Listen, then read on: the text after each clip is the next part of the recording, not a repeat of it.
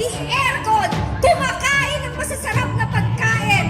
Pero ang mga ordinaryong mamamayang Pilipino, minimum wage earner. Hirap na hirap. Magkano isang kilo ng bigas ngayon?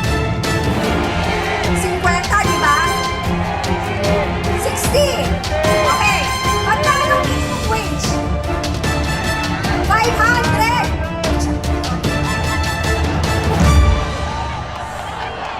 Sorry guys. Alam ko bawal, pero hindi ka nakakapagpigil eh. So, 500, isipin mo wala pang 10 kilo ng bigas. Di ba? 635. 95. What's that say? 10 kilos. Sa isang kilo, ilan nakakakain? Lima? Tatlo? Oh my gosh, tatlo yung iba. Lima? Tatlo. Okay, tatlo lang daw. Minimum sa Pilipino, 4 sa isang pamilya. Nanay, tatay, 2 anak. Okay? So imagine ninyo, 1 kilo, 3. Kulang, di ba? Paano pa ang tubig? Pambayad sa tubig. Pambayad sa kuryente at bahal. Ano yung pambayad sa upa? Pamasahin nyo araw-araw. Pagkain ng bawat empleyado ng mamamayang Pilipino araw-araw. Wala pa doon ang pagkain at saka pagpapaaral, baon, pabaon, and everything. Saan tayo pupulutin? Kangkungan. Hindi nila tayo naiintindihan kasi hindi sila galing sa hirap. Hindi nila nararanasan ang hirap na dinadanas ng ordinaryong mamamayang Pilipino na nagbabayad ng tamang tax kahit hirap na at sila anong ginagawa? Anong ginagawa? Ninanakaw. Alam mo, bandara mo, alam mo ang tawag ko dyan? Alam niyo yung kalyo? Alam niyo yung kalyo, di ba? Kasi kung masisipag kayo, may kalyo kayo. Kahit na anong tanggal mo, ang kapal ng kalyo, bumabalik pa rin. Ganyan sila kakapal. Ganyan kakapal mga pagkakal. Mga kalyo. Hindi na buhaya mga kalyo ba?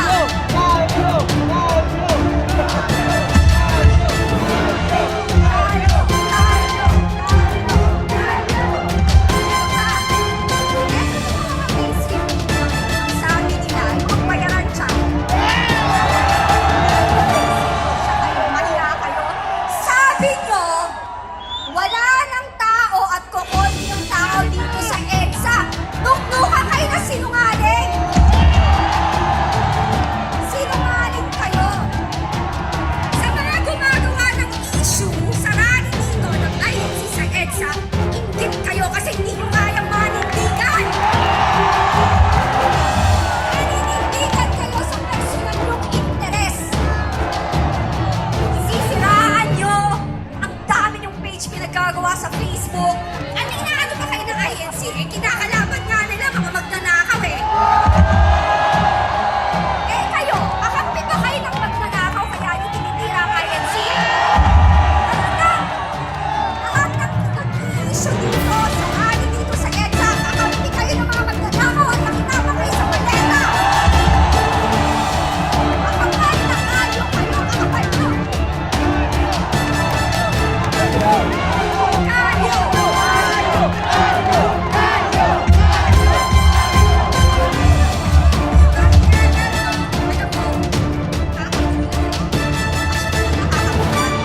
Normal na sa kanila, ilan witness ang lumabas.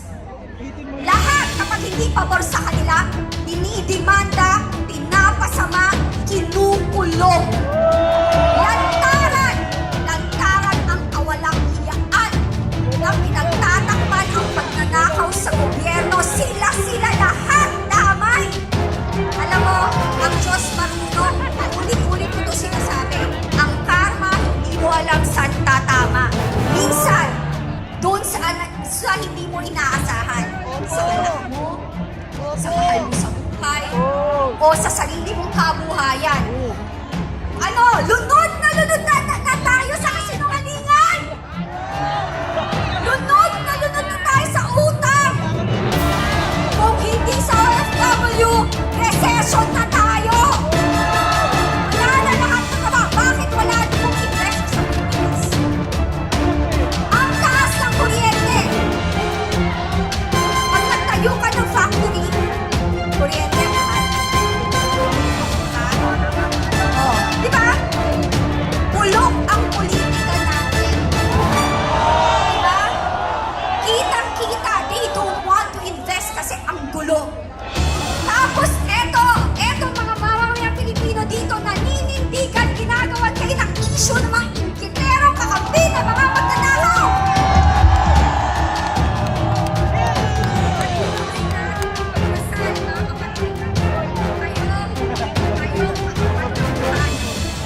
Sobra! At yung mga nagtatapag-tapangan sa social media at nagbebend ng law ng mga abogado, lahat kayo may araw. Nakalista kayo sa amin.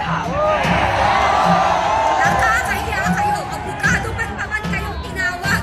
Pero binibending nyo at lalo na ang mga legislator kuno. Hamon ko kay Ombudsman Boying Remulla. Bago mo kasuhan at ikulong ang mga gusto mong ikulong, unahin mo ang mastermind at sinasabi mo pinakamalala na magnanakaw sa kabalambayan na si Martin Romualdez. Siya ang unahin mo. Dahil ang tagal nyo nang sinabi yung kasong yan, pero hanggang ngayon hindi mabuo. Ano, Brad ba? Sa yan. Maraming salamat at patuloy tayong magdasal para sa bayan.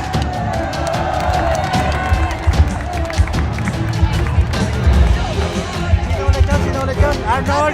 Arnold! Love you!